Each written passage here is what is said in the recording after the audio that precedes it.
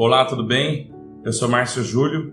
Esse é o segundo vídeo da série Como estruturar a nossa vida em torno da nossa essência. No primeiro vídeo a gente fez uma introdução rápida, falamos um pouquinho do que significa a vida em torno da nossa essência, das possibilidades que nós temos como ser humano diante de uma vida tão maravilhosa.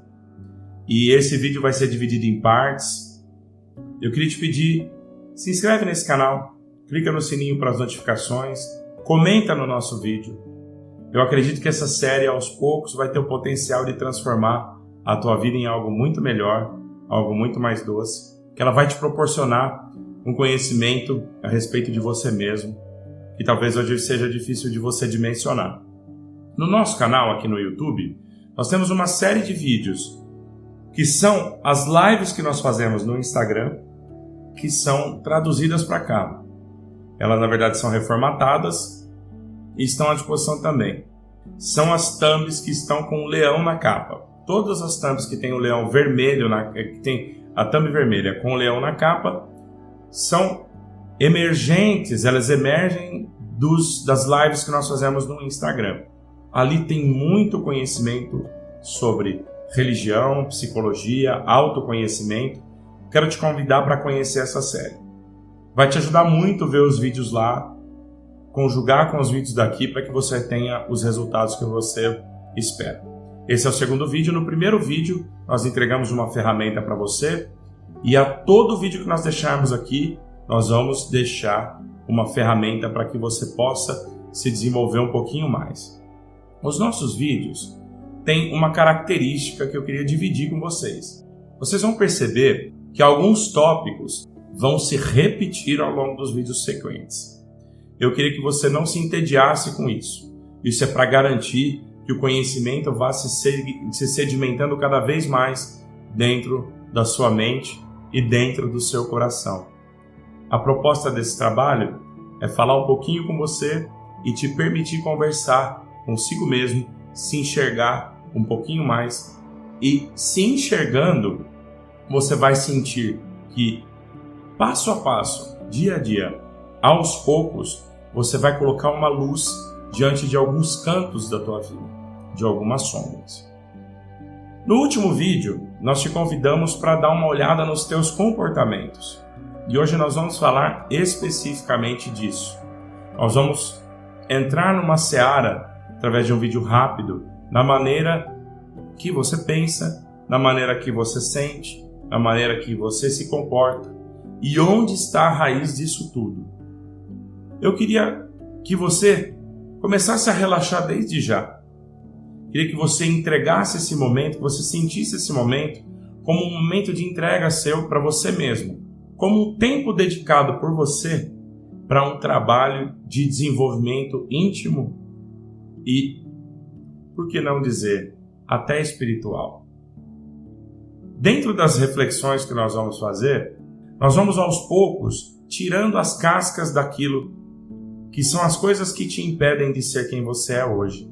No primeiro vídeo, nós falamos a respeito do ego, que é composto pelo ego suposto e pelo ego imposto.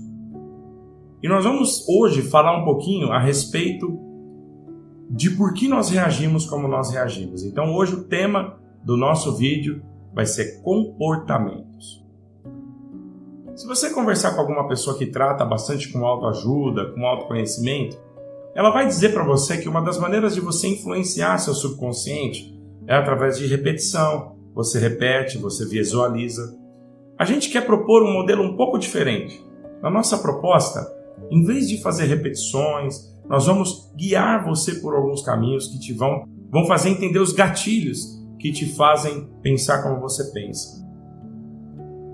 E eu queria passar hoje exatamente por essa distribuição que existe nos comportamentos e a relação que ele tem com a nossa mente consciente, com a nossa mente subconsciente e de que maneira a nossa mente subconsciente se estrutura. Lembra agora, qual foi a última vez que você tentou fazer uma dieta? Queria que você tentasse se lembrar qual foi a última vez que você precisou perder um peso e você falou, não, eu vou perder tantos quilos em tanto tempo. Deu certo para você?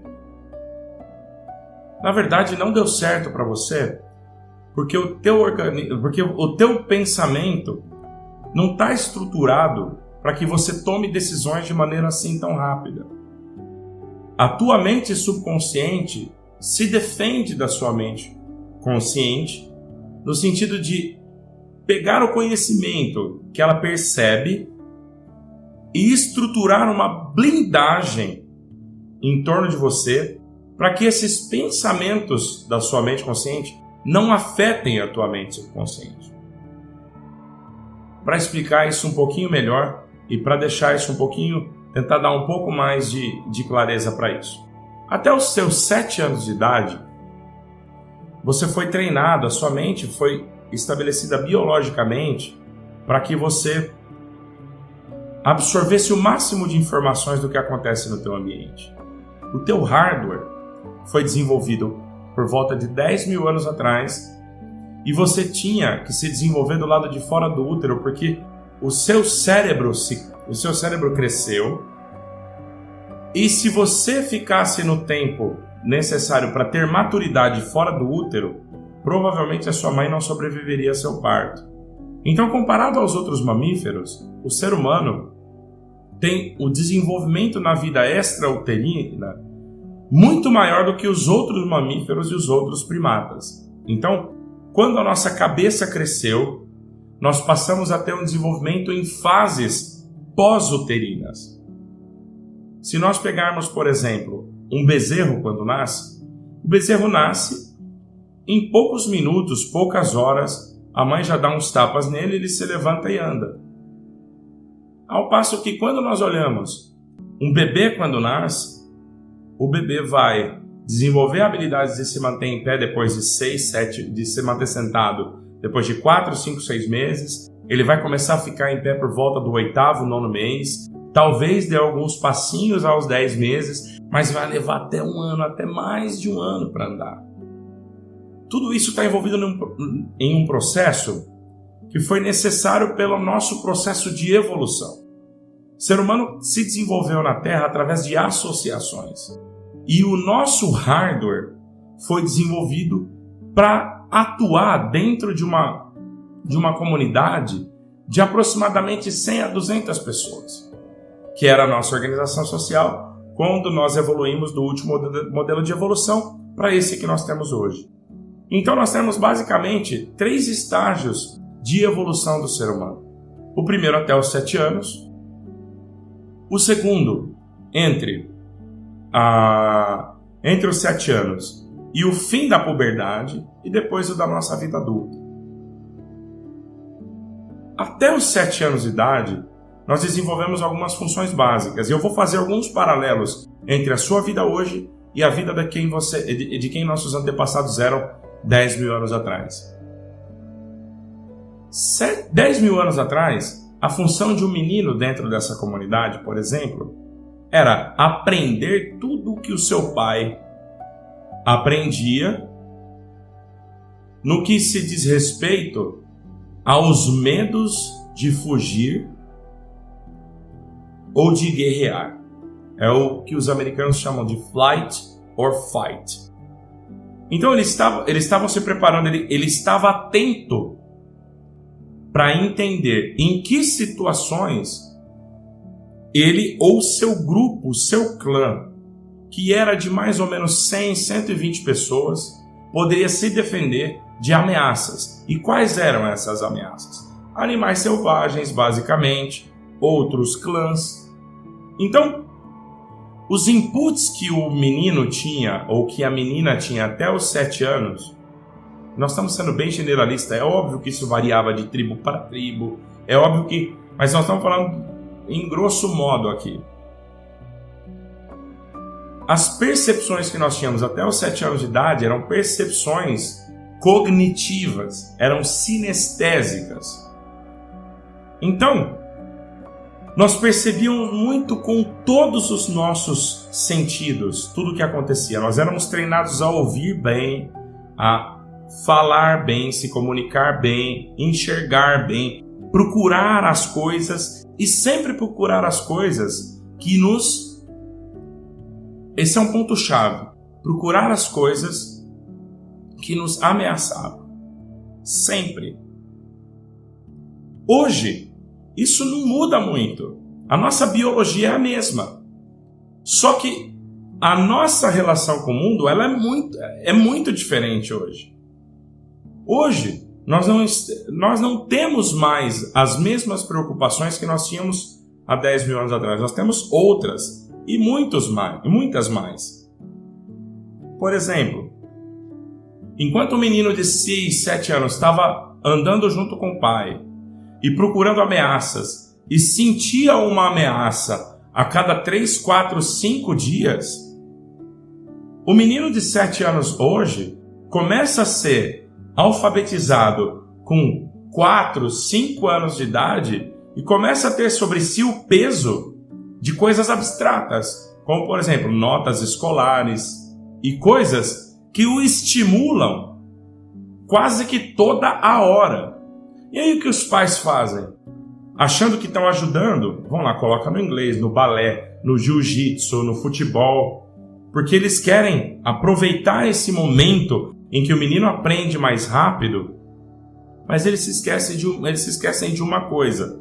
10 mil anos atrás, o menino não estava acostumado com a quantidade de estímulos que geravam desconforto nele. Então, comparado com o menino de 10 mil anos atrás, as nossas crianças são muito mais estressadas.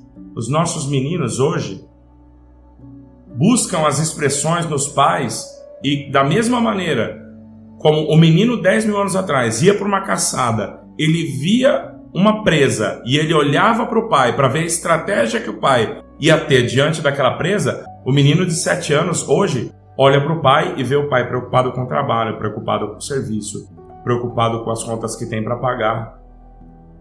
E até os 7 anos de idade, a descarga de hormonal, de cortisol principalmente, que vinha no menino, era quase que toda derivada do pai.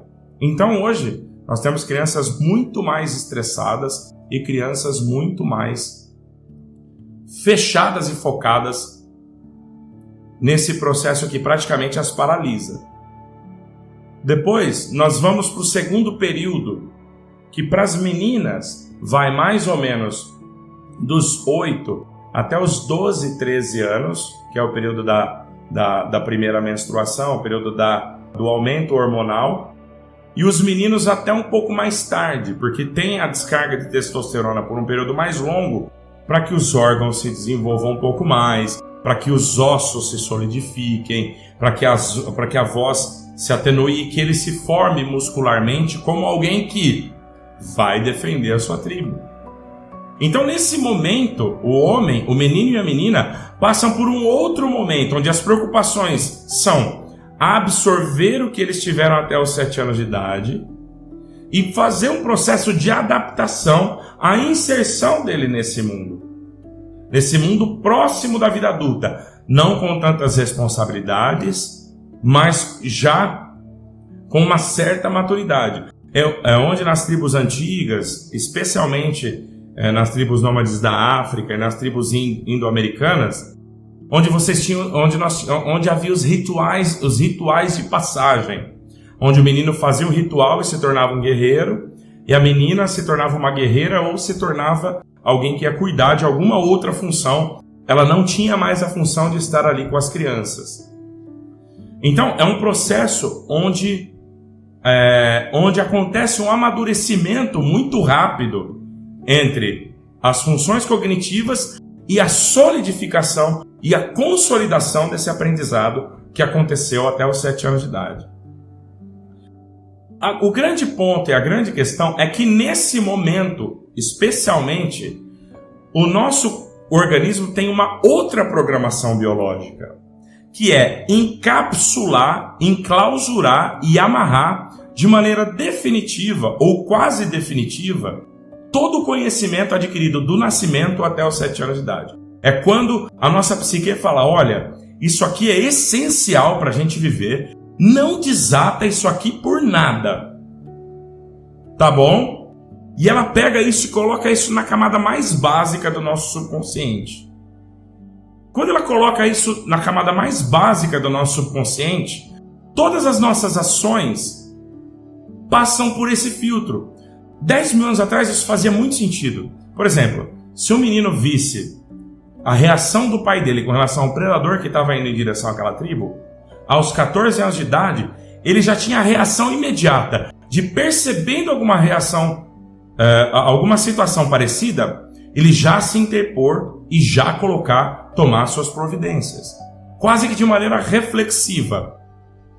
A menina a mesma coisa, na proteção dos filhos, porque na proteção dos filhos, às vezes até em guerrear também, no suporte à guerra, cada tribo tinha uma função diferente. Importante a gente entender o mecanismo biológico que está envolvido em tudo isso. Importante a gente saber que nesse segundo período é o período onde tudo isso se sedimenta. E o corpo, a nossa biologia, vai cravar, vai quase que como pedra e vai como se fosse gravar, marcar com ferro essas nossas crenças e percepções que tivemos até os 7 anos de idade. É por isso, por exemplo, que nós temos tantos traumas quando nós somos abusados. Quem foi abusado. É por isso que é tão difícil lidar com essas coisas. E é por isso que é tão difícil mudar o seu comportamento. Porque o que a biologia faz? A biologia fala, olha, para tudo que aconteceu até os seus 7 anos, 8 anos de idade, a gente fala 7 anos, mas não é uma data limite. É um processo que atinge o ápice aos 7 anos, depois vai até os 8, 9, 10 anos, ele vai se fechando. E ali, nesse segundo momento, ele passa a quê? Ele passa a gravar isso a ferro e fogo no nosso subconsciente. E é aí que você tem, por exemplo, o desenvolvimento do processo de culpa. Basicamente a partir dos 12 anos de idade. É o momento em que você tem uma nova situação biológica dentro do seu cérebro que precisa, falou de 10 mil anos atrás, pegar todo o conhecimento que ele teve e é como se ele fosse passar limpo tudo. Ó, isso é bom, isso é ruim, isso é permitido, isso é negativo. E ele passa a desenvolver um novo sistema de regras. O grande problema aqui é o seguinte, quando nós estamos num outro processo, num outro momento, onde, como nós já dissemos, o processo de amadurecimento e de estresse é muito diferente do que era 10 mil anos atrás, nós não temos uma pequena quantidade de coisas para lidar, ou para sedimentar, ou para colocar como ferro e fogo, como aparecer um predador, ou como fogo, medo de altura. Nada disso. Nós temos uma série de coisas que acabam ficando muito confusas dentro do nosso subconsciente. E eu queria te dizer hoje que muito da culpa que você tem não é muitas vezes daquilo que você fez ou daquilo que você deixou de fazer, mas é a interpretação que a tua biologia teve nesse período, a partir dos 12 até o encerramento da tua puberdade, é o encerramento nesse período que olhou para aquele período do passado e ressignificou tudo aquilo e marcou a ferro e fogo. É por isso que você não consegue mudar os teus comportamentos. Por quê? Porque está tudo muito travado lá atrás. E é para isso que nós precisamos começar a olhar. Mas como é que a gente vai fazer isso? Nós vamos eliminar comportamento? Não, hoje não dá mais. Você gravou isso como alguém que gravou numa ROM, numa EEPROM. Você não desgrava mais aquilo. Mas nós precisamos, através de um processo consciente, ressignificar tudo isso. E a base do trabalho que nós estamos fazendo agora é exatamente essa. Nós vamos olhar de uma maneira um pouco mais crítica para o passado. Nós não vamos nem reprimir o passado. E nós não vamos extravasar o passado. Por que nós não vamos reprimir o passado? Porque quando reprimimos o passado, aquilo não sai dali. E aquilo continua tendo o mesmo efeito sobre nós. É por isso que algumas coisas nas nossas vidas se repetem. E se repetem de uma maneira tão compulsiva que parece que fecha um ciclo impossível de se quebrar. porque nós estamos reprimindo. Por outro lado, um outro ciclo nós não podemos extravasar, porque se nós extravasamos esse sentimento, o extravasar desse sentimento vai buscar essa referência no passado e a nossa culpa vai ser ainda potencializada. É por isso, como nós dissemos no primeiro vídeo, que quando você tem a compulsão por comer um alimento, e você fala, não, eu vou me esbanjar, você come e você sente uma culpa ainda maior. É por isso que se você tem uma compulsão por sexo ou uma compulsão por drogas, quando você usa droga e fala, agora já foi, quando você encerra naquele momento, você tem um processo de culpa ainda maior. Então o caminho não está nem em reprimir e nem em extravasar. O caminho é nós fazermos as pazes com isso, como nós dissemos no primeiro vídeo. Por quê? Porque existe um processo dentro de nós. Esse processo que nós explicamos faz com que a maior quantidade de... Se nós não resolvermos essa culpa, esse processo vai nos jogar em culpa sucessivamente. Então nós precisamos entender o que gera culpa, ressignificar isso para que não haja mais culpa referente àquele processo, aquele sentimento. Porque, por exemplo, se você teve uma traição conjugal e você sentiu uma culpa muito grande, se você não resolver, não harmonizar, não aceitar, não se perdoar, não se entender nisso, a tendência é que você repita isso para repetir a culpa e para potencializar a culpa. E aí você entra na espiral negativa que nós falamos. Agora, quando você se harmoniza com isso, e lembra, se harmonizar não é reprimir e não é extravasar. É você aceitar aquilo como parte de você, aceitar aquilo como parte do teu desenvolvimento e seguir a sua vida. Você vai perceber que progressivamente, isso não acontece de uma hora para outra, você vai se sentir mais calmo a respeito da sua própria natureza. E quando isso começa a acontecer, você começa a se sentir muito mais confortável com a sua vida. Então, não é simplesmente dar vazão a tudo e nem reprimir. É achar o caminho do meio. É entender que você funciona assim. E ter sobre si a consciência disso.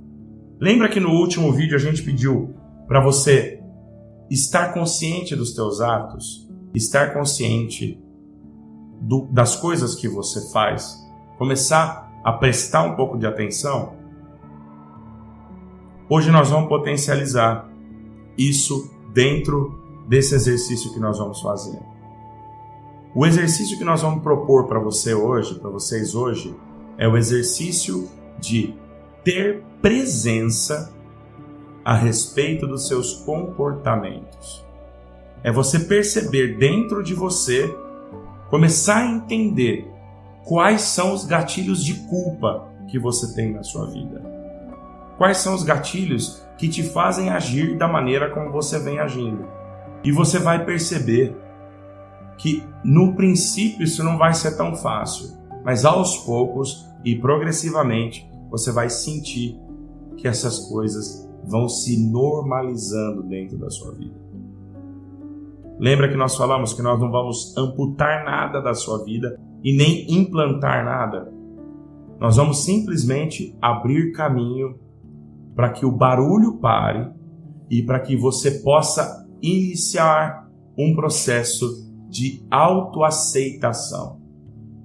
Você se aceitar, você se colocar na posição de entender que há coisas na sua vida com as quais você precisa lidar, mas que você vai ter que ter paciência consigo mesmo e entender que tudo isso segue um caminho, segue um passo e leva um tempo.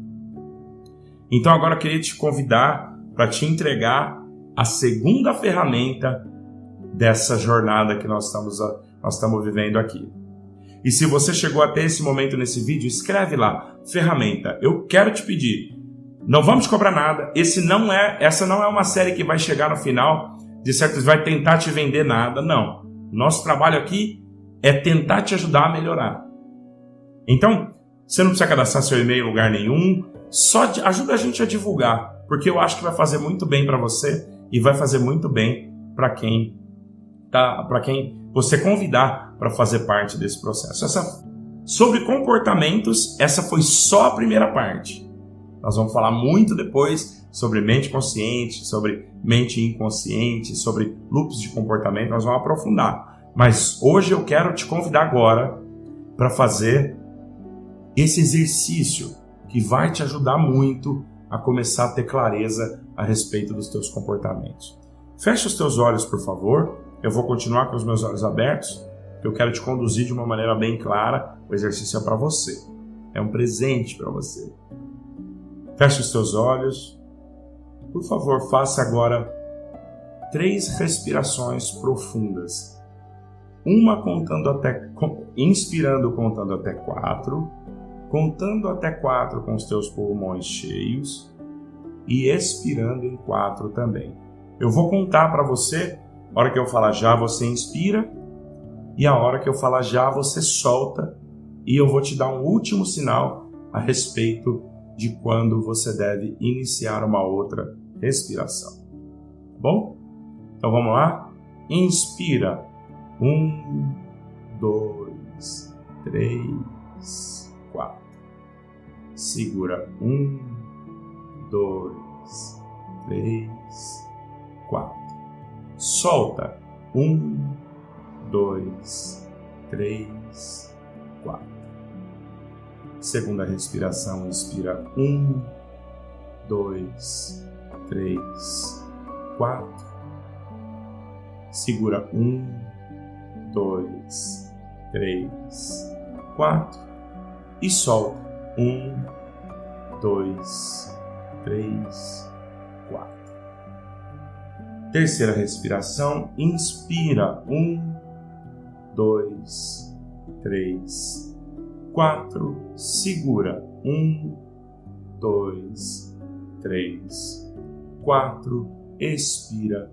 1, 2, 3, 4. A não ser que você esteja dirigindo, se coloque em uma posição bem confortável. Dedique esse momento para você, esse momento é só seu.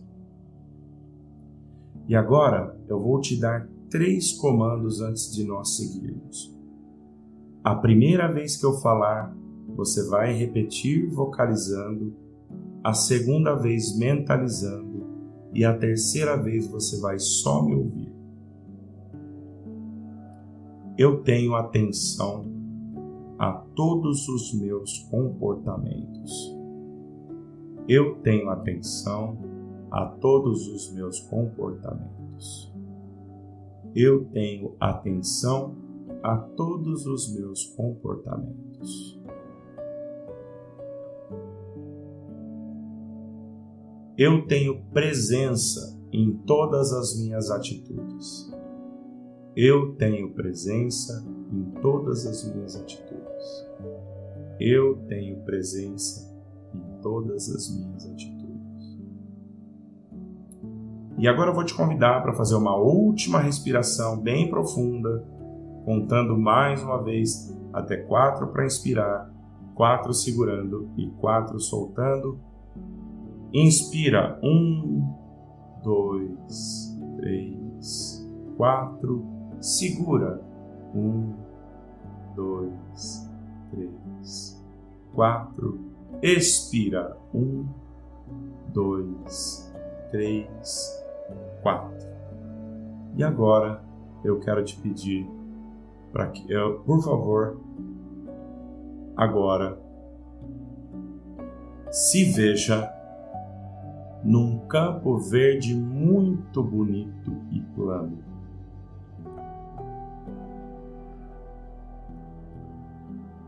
Num mundo cheio de possibilidades.